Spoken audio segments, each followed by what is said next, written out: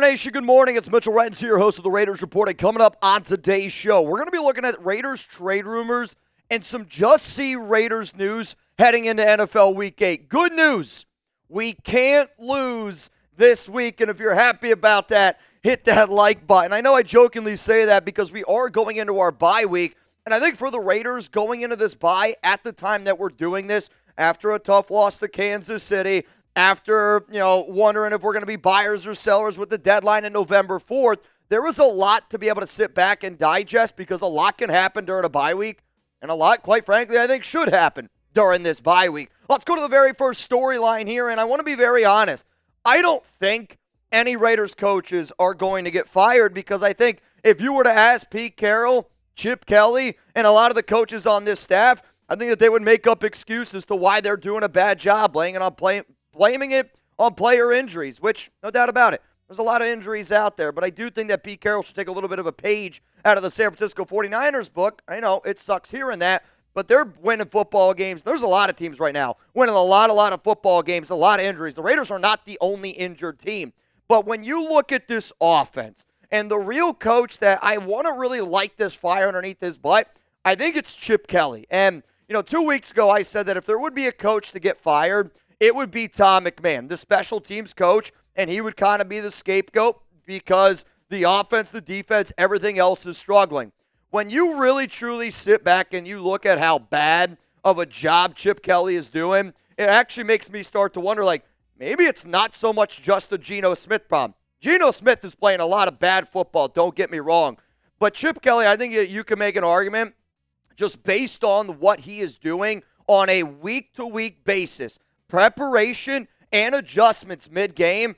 I actually think that you can make an argument that Chip Kelly is a bottom 5 offensive coordinator right now in the NFL. And I actually talked to a source late last night that was talking to me about the Raiders, about Chip Kelly, and there are some rumors going on right now around NFL circles saying that the Raiders are kind of regretting right now Chip Kelly and bringing him in. Not only because of the struggles, but because you made him the highest paid offensive coordinator in the National Football League. He's rubbing players the wrong way. The offense stinks. The quarterback that you trade for has never played worse football in his entire career, and this team looks absolutely defeated because you can't move the football. I think the number one thing that should happen is change, and I do think that the Raiders should fire a coach because you can't do what you're continuously doing over and over and over again. And I know some of you are going to go, well, Mitch, firing coaches is what we've done over and over and over again. I'm not saying to fire a Pete Carroll. I'm not saying to fire a Chip Kelly. I'm not saying to fire a Patrick Graham. But to look at how this season has gone and for you to make no adjustments at all, and maybe it's not a firing. Maybe it's a coach where you're just like, you know what? You're not ready to be the offensive line coach, Brendan Carroll. We're just going to put you down here, and we're going to make Joe Philbin the new O-line coach. It's just an example. My point is changes need to happen, and I think changes should happen this week during the bye. Here's my promise, though. If the Raiders end up firing any coaches, I'm going to drop a video.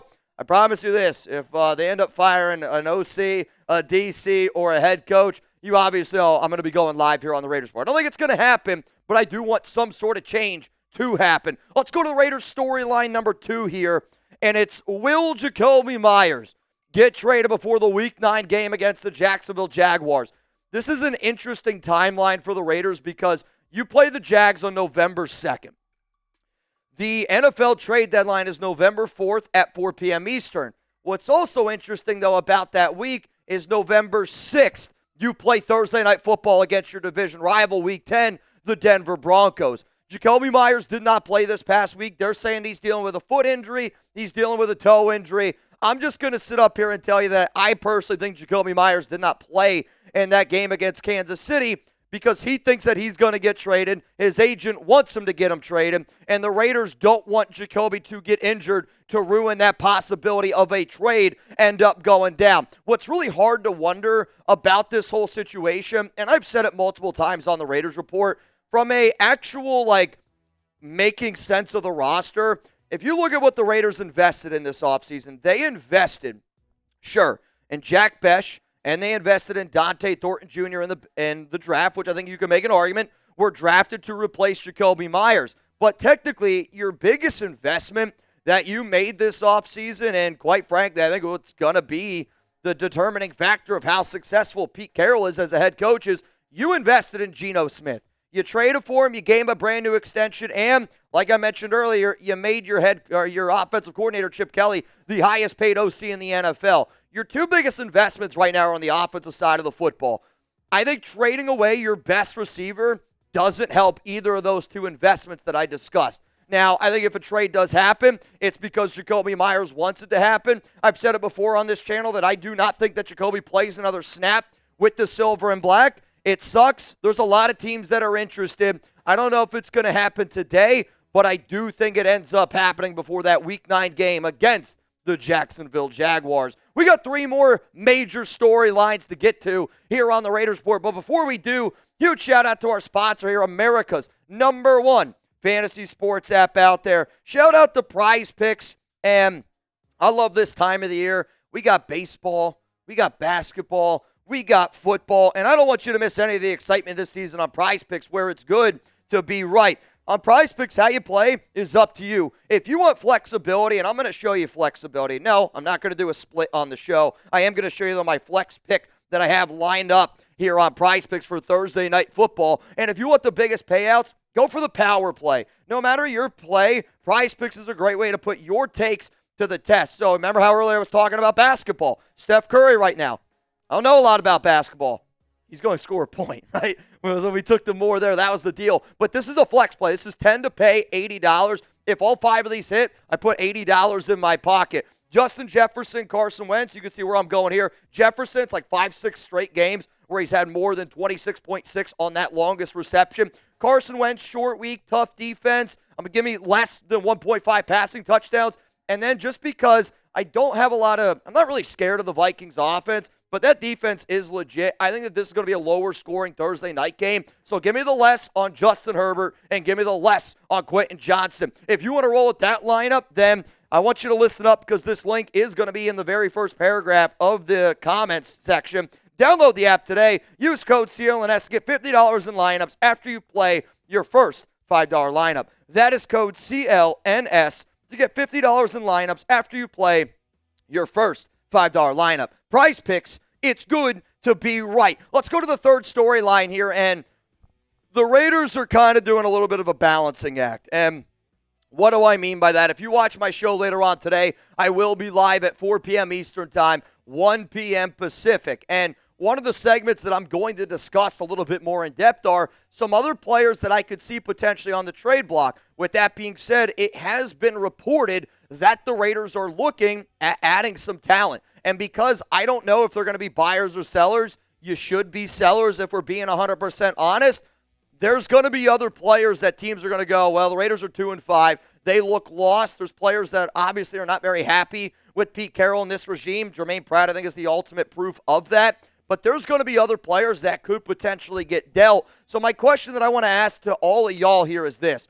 I think Jakobi Meyers is the name. If I were to ask 100 Raider fans right now, who's the #1 guy that's going to get traded? I think most people would say Jakobi Meyers. Give me another name, though. And I want another name because, to me, there are 6 names that if you were to tell me, Mitch, put your money where your mouth is, these are the 6 names that I believe could be on the Raiders trade block.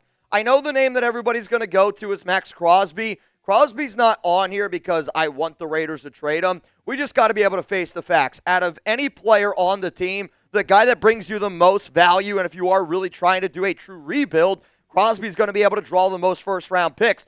The other name on here, though, that I want people to recognize, and I'm going to talk about it a little bit more in depth today when I go live, Jackson Powers Johnson.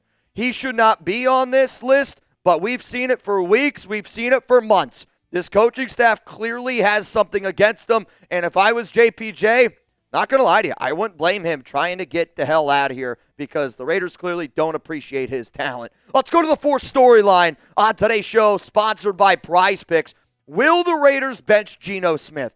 I know they're not going to do it right now, and Pete Carroll can come up with all of his excuses that he wants. You know, Chip Kelly can do the same thing. Geno Smith's going to come up with the excuses as well. I've seen 7 weeks. That's not true. The first game, you played well against the New England Patriots. Since then, though, I've seen a team that doesn't trust Geno Smith, and I've seen Geno Smith not trusting himself. Like, to me, you want to know the biggest underlining factor of why our offense stinks? Don't get me wrong. Not having Brock Bowers is going to hurt. No doubt about it. But it's an offensive coordinator that doesn't know his team, doesn't know his players, and doesn't trust his quarterback. And then it's a quarterback that doesn't trust himself, doesn't trust his offensive coordinator, and it's not fitting in this system. And that's why he's on pace right now to throw 25 interceptions, only 17 touchdowns. I mean, we're talking about the worst year of Geno Smith's career at quarterback that a lot of people said, including myself, I think that you could have top 10 potential. Not only is he so far away from top 10, I don't think he's top 20, though I don't know if y'all saw the PFF grades. This is why PFF sucks, and I will never do PFF quarterback grades. You want to hear the most funny stat that I saw yesterday? PFF said that Geno Smith graded out as a better game than Patrick Mahomes in that 31-0 blowout. Geno Smith received a higher grade than Patrick Mahomes. If you want a joke, if you need a good laugh, go check out PFF quarterback grades. I promise you this. It's like Tom Segura type of funny. Let's go to Raiders storyline here, number 5. And I guess I should also mention back there on Geno, if they do end up benching him, it's going to be Kenny Pickett. Because reminder, Aiden O'Connell is still on that IR. He could end up coming back. Even if Aiden O'Connell does come back, they would roll with Kenny Pickett. But I don't expect a quarterback change yet with Geno. If the quarterback change were to happen, I personally think it would happen week 11. And I know I kind of went to storyline 5, but I was like, shit, I forgot to say this. I think if they made the quarterback change, it would happen week 11 because they're going to give him another week to prepare, which is what they keep saying we need. Week 9, they'll give him another shot against Jacksonville. Then I think it's a little bit too of a quick turnaround. Thursday Night Football right after the trade deadline, week 10. I think if the benching of Geno happens, I think it would happen week 11 going into that game, which, again, we'll see what ends up happening. You technically give Kenny Pickett 10 days to be able to prepare. Now, let's go to the 5th storyline. What also would be pretty crazy, I think is that Monday Night Football against the Cowboys, week 11 for the Raiders? I mean, that would be pretty freaking crazy. It is. Week 11, Monday Night Football at home would be a hell of a first start. The 5th storyline here, though, and we got to talk about it, it's Brock Bowers, and will he end up returning against the Jags? Like, the hardest part about wondering all about this Raiders team is, like, could Brock Bowers literally be the missing piece? And you know, I say that, and it's kind of hard to wonder because you look at that Week 1 game against New England. The Raiders had 9 plays of 20 yards down the field. Chip Kelly's offense was clicking. The New England Patriots, you can make an argument. We were talking about it yesterday. You can make an argument, them being in the top 5 for NFL teams. They're 5-2. They're absolutely rolling since that Week 1 loss to the Raiders. But, you know, the Raiders did beat New England on the road in a tough-fought game, and they were able to do a lot of good things. I get it. Chris Gonzalez wasn't available in that one. But for Bowers, he opens up so much for this team. He was able to practice on Friday. That was the day, technically the final practice before the Raiders played the Chiefs, and he's trending in the right direction. I expect him to play. I think the Raiders expect him to play unless he suffers a setback. But one of the biggest overlying questions to me is, could you imagine if you just insert 89 back into this lineup and everything goes back to being normal? I hope that that's the case. I think you guys hope it's the case as well. I also hope that you guys tune in later on today, 4 p.m. Eastern Time, 1 p.m. Pacific, when we're going live here on the Raiders Report.